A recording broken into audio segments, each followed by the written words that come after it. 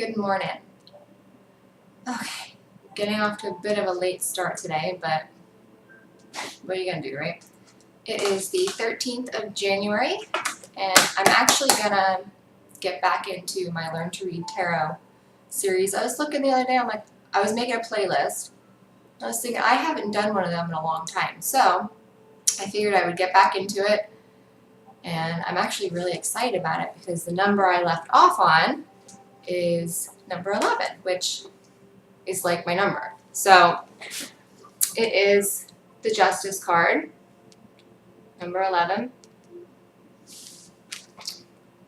I love Justice card. All right, number 11 is kind of important to me for a few reasons. If you add up all the numbers in my name, it's 11. If you add up my birthday, it's 11. And the time I was born was 101, so that's 11. So 11 has followed me my entire life. I see it constantly.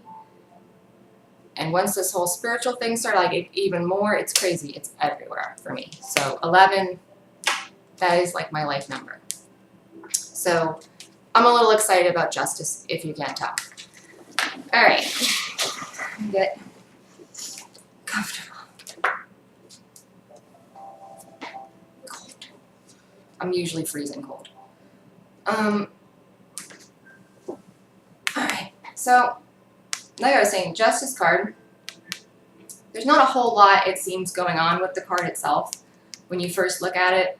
And when you're first learning tarot, that can be difficult because you should be going and you should be like, before you even get into the meanings, anything like that, symbolisms, you should go and you should look at, just start with the major arcana like I'm doing here, and just hold each card and look at it and try to look at the pictures, and you'll be able to make associations with yourself on what these things mean.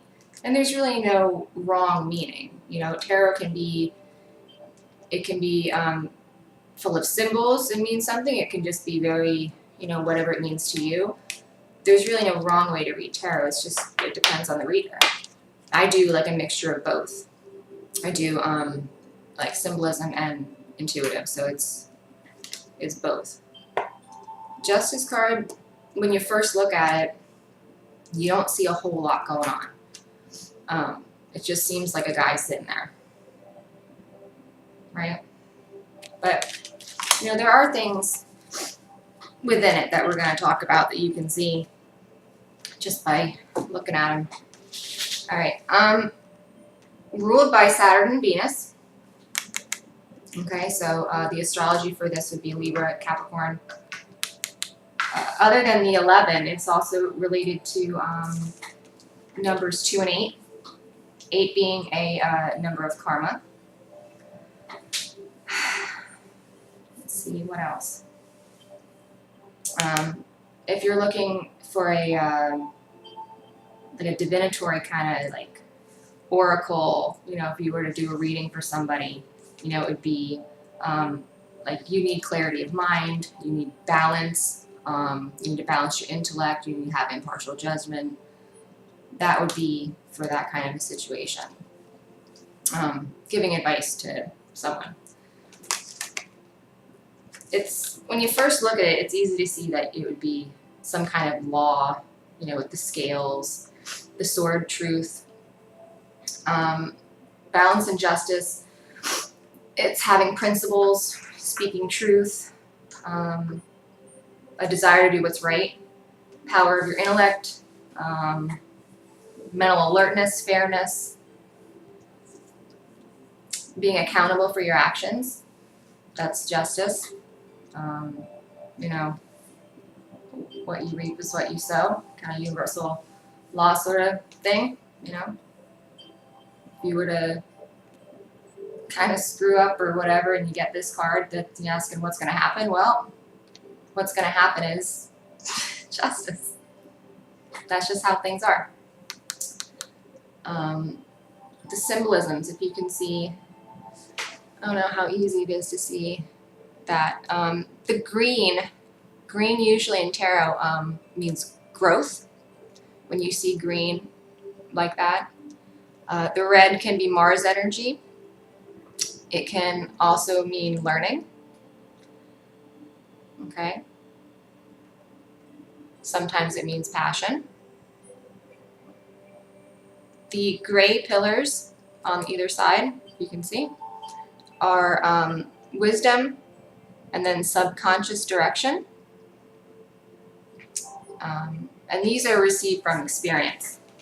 You know, these are all things that you collect over time, you know, like just from doing and learning and growing, you collect experience, life experience. You get spiritual experience, you get moral experience, you start to, you know, carve your own morals and ethics and, you know, ideas and things.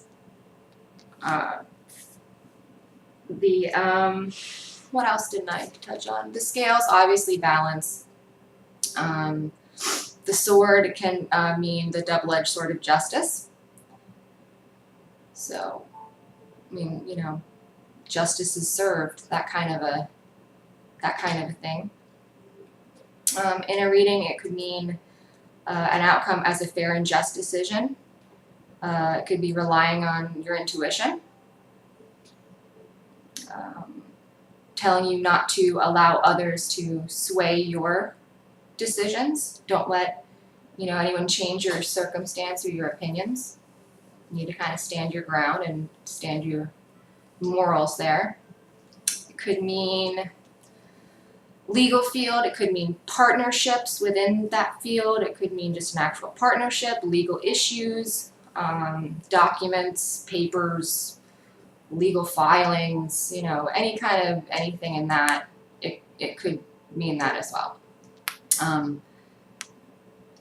If you're reading reversals, and like I've said, I don't read them. I don't read reversals. I feel there are plenty of cards that mean what they mean reversed. You know, I usually, you know, I just don't read them. Some people do. My sister, who is an amazing reader, Darling D. Tarot. If you haven't been, she's one of my featured, she is my only featured person on my channel. Click on her, she's awesome. She reads reversals. She likes them, it works for her. I started out reading reversals, and I kind of, once I started learning like the different meanings and, you know, kind of how, you know, blurred right and wrong is, you know, and good and bad and all that, I kind of stopped and fell out of using them. Because even the, you know, the baddest reversal has usually a lot of meaning and lessons in it. So therefore it can't be bad, because, you know, learning is great. No matter how it is you're learning, it's wonderful. So anyway, if you do read reversals, if you're starting out and you're wanting to, okay, it could mean unfairness, not being tolerant, some kind of injustice was done to you. Maybe you know, it wasn't fair, you didn't get your way, but, you know, you got cheated out of something. Justice wasn't served. It could mean bigotry, it could mean bias. Legal issues, but in a negative sense, like maybe you'll lose a lawsuit, maybe, you know, just legal trouble. Maybe you get pulled over and arrested.